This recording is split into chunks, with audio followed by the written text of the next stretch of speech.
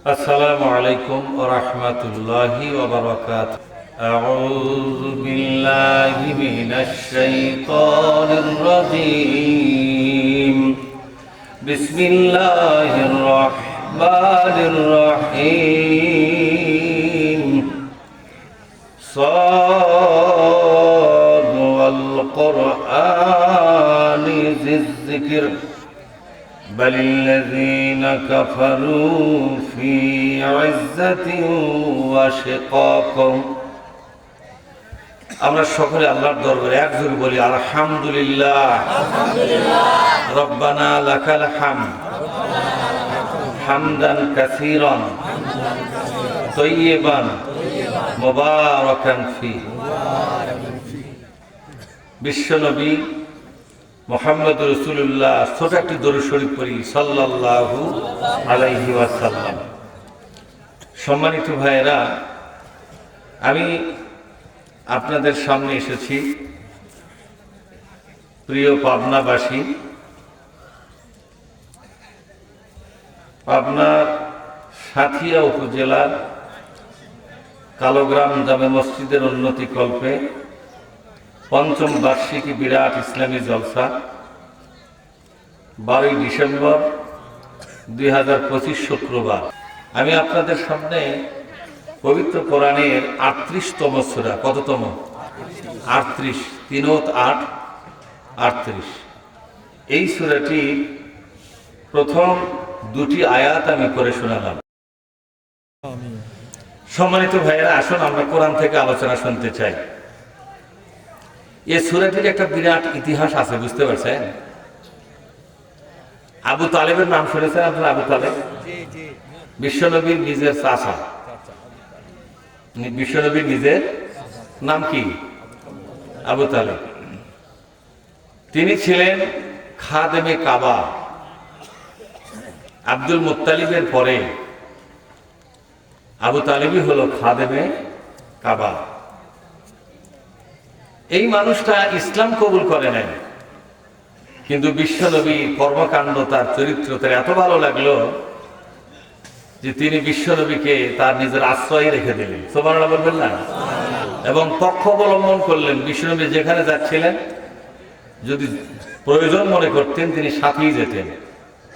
বিশ্বনবী একটা ঢাল হয়ে গেলেন, ঢাল। তিনি এইভাবে কঠিন সাপোর্টার হয়ে গেলেন। এই লোকের জন্য মক্কার নেতারা বিশ্বনবীকে মারতে পারছিল না। তার ভয় পাচ্ছিল যে যদি আবু তালেব একবার খেপে ওঠে তো বড় রকমের যুদ্ধ হবে। সুতরাং তাকে ম্যানেজ করেই মুহাম্মদ, আমরা বলবো সাল্লাল্লাহু আলাইহি ওয়াসাল্লামকে একটা শাস্তি বা একটা হত্যা বা যে কোনো একটা শাস্তি কার্যকর করা যায়। এক সময় দেখা গেল জনাব আবু তালেব, তার সামনে হযরত তো বলা যাবে না, যেখানে যাবে আমাদের দেশে যার তার সামনে হযরত বলে না? হায় হায়, কথাই কথাই হযরত। আবু তালেবের জন্য হযরত বলা যাচ্ছে না, আর বাংলাদেশের চেংটু মিয়ার জন্য বলা যাবে? যখন চেংটু মিয়ার জন্য বলা যাবে? বলা যাবে। জনাব আবু তালেব অসুস্থ হয়ে পড়লেন।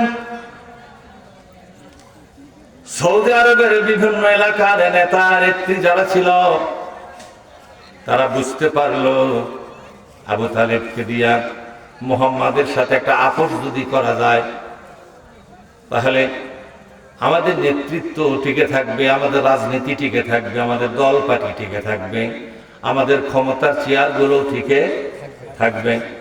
আব্দুল্লাহর বেটা মুহাম্মদ ওই আল্লাহর নাম দিয়ে বলতেছে কি যে একটা কিতাব পেয়েছে যার নাম বলতেছে কোরআন। ওই কোরআনের কথাগুলো শুনে আমরা বুঝতে পেরেছি এটা নামাজের কিতাব নয়, এটা জিকির আজকারের কিতাব নয়, তাসবিহ তাহলিলের কিতাব নয়। এটা এমন একটা কিতাব, এমন একটা সংবিধান যেটা গোটা জাতি গ্রহণ করলে এই সৌদি আরবে একটা কেন্দ্রীয় সরকার কায়েম হবে, আর কেন্দ্রীয় সরকারের প্রধান হয়ে যাবে মুহাম্মদুর রাসূলুল্লাহ। তার হাতে যদি সৌদির ক্ষমতা চলে যায় আমাদের কারো হাতিয়ার সরকারি চেয়ার থাকবে না। আমরা মানুষের উপরে মাতব্বরি করতে পারবো না, যা ইচ্ছে তাই করতে পারবো না, সুদের ব্যবসা করতে পারবো না, মদের দোকান দিতে পারবো না, গোটা দেশের জনগণ একটা নৈতিকতার পথে উঠবে। সুতরাং যে কোনো মূল্যে মোহাম্মদকে ঠেকাতে হবে। কিন্তু মোহাম্মদ ইস্তবসারে সৌদি আরবের যতগুলো গোত্র ছিল সবগুলো গোত্রের ভালো ভালো মানুষকে তার দলে ভিড়াছে, ভালো ভালো যুবকদেরকে দলে ভিড়ানো। একমাত্র মোহাম্মদ সৌদি আরবে কেন্দ্রীয় একটি দল কায়েম করেছে, সেন্ট্রাল পার্টি। গোটা দেশকে নিয়ন্ত্রণ করতে পারে এমন একটা শক্তিশালী দল গঠন করতে পেরেছে। জোরে বলুন সুবহানাল্লাহ। কারণ সৌদি আরবে তো ছিল প্রায় 28 থেকে 32টা গোত্র, কয়টি? 28 থেকে 32টা গোত্র ছিল। প্রত্যেকটা গোত্র সেই নেতার অধীনে চলতো। এক গোত্র নেতা অন্য গোত্রের কোন লোক তার দলের লোক বানাতে পারে নাই। মোহাম্মদ এমন একটা ব্যক্তি রে, যে ব্যক্তির কথাবার্তা বক্তৃতা শুনে, তার চরিত্র দেখে, তার মহানুভবতা দেখে, তার আচরণ দেখে, বুদ্ধিমত্তা দেখে, তার দায়িত্বশীলতা দেখে সৌদি আরবের 32টা গোত্র থেকে, 32টা অঞ্চল থেকে, 32টা কবিলা থেকে বাছাই করা ভালো মানুষগুলো সবগুলো মোহাম্মদের দলে যোগদান করে মোহাম্মদের দলটা সৌদি আরবের 1 নম্বর দলে পরিণত হয়ে গেছে। কথা বোঝেননি? তাহলে এই যে দলটা হয়ে গেল, এই দলটা যদি ক্ষমতায় যায়, কোন গোত্র শাসন এখানে থাকবে না। এখানে সৌদি আরবের কেন্দ্রীয় সরকার কায়েম হবে, কেন্দ্রীয় গভর্নমেন্ট কায়েম হবে। তখন আমাদের কি হবে? মুহাম্মাদের সাথে থাকা লোকগুলো বিভিন্ন পদে যাবে, আমাদের সমস্ত পদগুলো হারানো লাগবে, আমাদের ক্ষমতার কোনো চেয়ার থাকবে না। কথা কি বুঝতে পারছেন? ক্যাসালটা কোন জায়গা, গন্ডগোলটা কি নিয়ে? বুঝতে পারছেন আপনারা? কি নিয়ে বলেন তো? কি নিয়ে? হ্যাঁ, রাজনীতির বিষয় নিয়ে, রাজনীতি নিয়ে। কি নিয়ে? রাজনীতি নিয়ে। জনাব আবু তালেবের অসুস্থতা অবস্থায় খবর পেয়ে গেল এই সৌদি আরবের বিভিন্ন অঞ্চলের প্রায় 32টা অঞ্চলের নেতা যারা, তারা জড়ো হয়ে গেল। একটা জাতীয় সম্মেলন হয়ে গেল, জাতীয় কনভেনশন হয়ে গেল। এই কনভেনশনের নেতৃত্ব দিল মিস্টার আবু জেহেল। নাম কি? এই শয়তান তো সব জায়গায় থাকে। এই শয়তান কি কোনো জায়গা থাকা বাদ আছে? শয়তানি যত জায়গা, সব জায়গাতেই আছে। এই জাতীয় কনভেনশনে মধ্যমণি ছিল আলোচনার মুহাম্মদ রাসূলুল্লাহ বলি সাল্লাল্লাহু আলাইহি ওয়াসাল্লাম। আবু তালেবকে বলল, ওগো খাদেমে কাবা, ওগো আমাদের নেতা। কাবার খাদেমকে সবাই নেতা বলে ডাকতো। কি বলে ডাকতো? তিনি সব দলেরই পূজনীয় ব্যক্তি, সম্মানী ব্যক্তি, মর্যাদাপূর্ণ ব্যক্তি। তাকে বলা হলো, গো নেতাজি, আপনার ভাতিজার সাথে সর্বশেষ আমরা একটা চূড়ান্ত মীমাংসা করার জন্য আসছি। আজ থেকে আপনি একটা গন্ডগোল ফাসাদ, আমাদের মধ্যে অমিল আর দূরত্ব যা আছে সব মীমাংসা করে দেন। মুহাম্মাদের বিপক্ষে আমরা থাকবো না, মুহাম্মাদ যেন আমাদের বিপক্ষে থাকে না। আপনি একটা ম্যানেজমেন্টে আসেন। আবু তালেব বলল, তোমাদের কথাগুলো আমাকে আগে জানাও। তোমাদের কথা আমাকে আগে জানাও। আমাকে কেন বলছে এখন? বলছে আপনার যে অসুস্থতা দেখতেছি, যে কোনো সময় কিন্তু আপনি দুনিয়া থেকে চলে যাবেন। তখন এই বিরাট একটা গ্যাঞ্জাম শুরু হচ্ছে গোটা দেশে, এই আপনার ভাইস্টেক নিয়ে, মোহাম্মদকে নিয়ে। এই গ্যাঞ্জাম আরো রক্তক্ষয়ী সংঘর্ষের রূপ লাভ করবে। আমরা একটা সমাধান চাই। কি চাই? আবু তালেব বলল, আগে বলো তোমাদের প্রস্তাব কি?